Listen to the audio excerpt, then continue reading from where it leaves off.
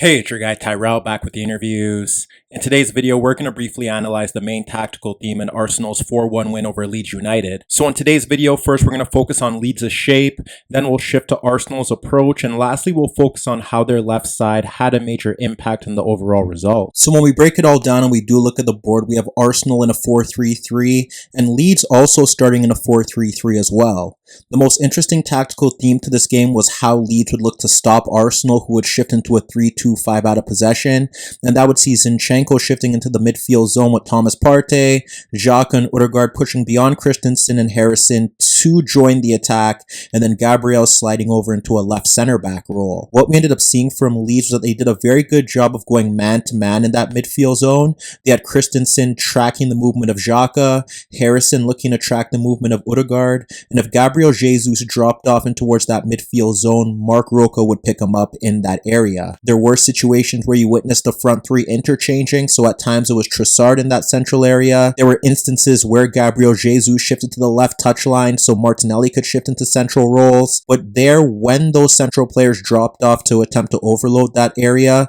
it was Roca who tracked their movement in that zone. There were situations where you witnessed Harrison and Kristensen leave Xhaka and Odegaard to push forward, and that's where you'd see a center back pick them up, but in most situations they did a very good job of tracking their movement. Even if you witnessed Xhaka dropping off a bit deeper, you would see those shuttlers stepping forward to ensure that they didn't get time on the ball. Essentially in that opening period, Leeds' shape did a very good job of neutralizing Arsenal's 3-2-5. Up front they'd had Sinisterra and Somerville looking to close down the wide player that would get on the ball. For instance, what you ended up seeing was that they often had Aronson and one of the wide players closing down Thomas Partey and Zinchenko if they were in those central areas. And for instance, if the ball was shifted out towards White, then Somerville would close him down and you'd see Aronson and Sinisterra in between Thomas Partey and Zinchenko. If the ball was pushed out towards Gabriel, that's where you would see Sinisterra push forward to close him down, and then Aronson and Somerville would deal with the two midfielders in that central area. The other alternative for Arsenal would see them shift to a 4-1-5 and Zinchenko would be pushed in towards that left back zone near the touchline,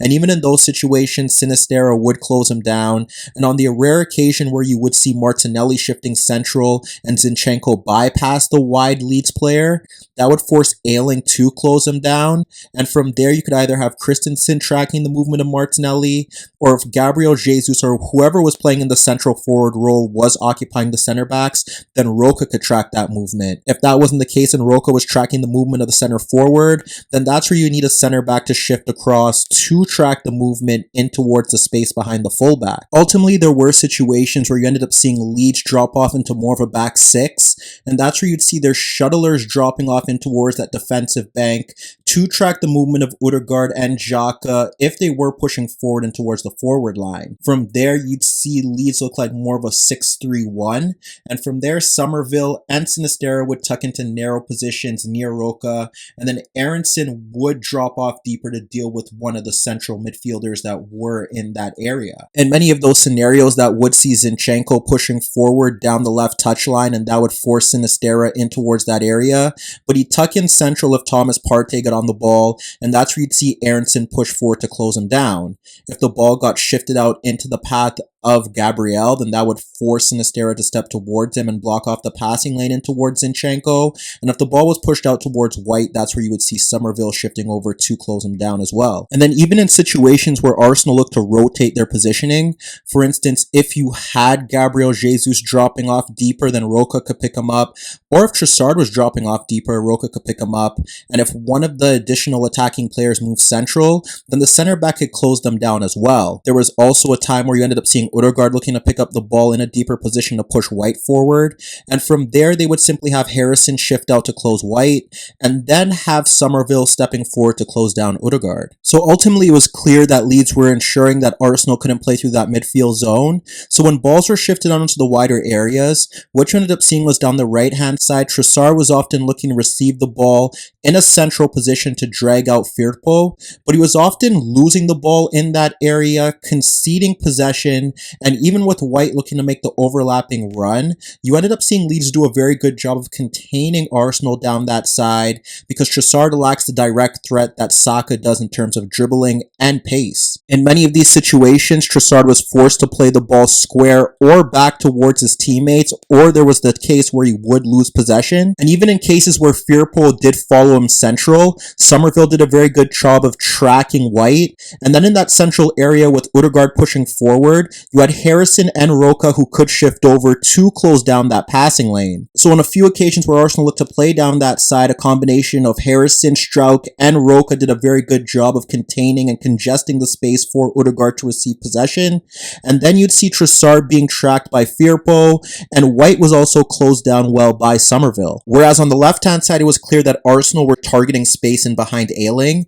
and if they could get either Martinelli, Gabriel Jesus, or Xhaka to make runs in towards that space, from there Arsenal were able to get into very good positions. From there, once they get one of their attacking players in towards that zone, they would look to drag two markers towards them and then drop the ball in towards a free teammate, and then they would look for runs either in the gap between the center backs and the full backs or simply deep runs off markers in towards the penalty area. And in the second half on the opposite flank, it's Xhaka dragging two towards him to pull the ball back to Odegaard. Kristensen isn't tracking the movement of Xhaka, and Xhaka makes a run in that Kristensen-Ayling gap because Martinelli's pulling back Ayling, and Ayling should track that movement because he locates Kristensen ball watching, but he doesn't, and that allows Xhaka to have a free header ahead of the 6-yard area, and he increased Arsenal's lead from that position. And then coincidentally, even in the build-up to the penalty that Arsenal won, it stemmed with Gabriel Jesus receiving the ball in that area where he was able to skip away from Kristensen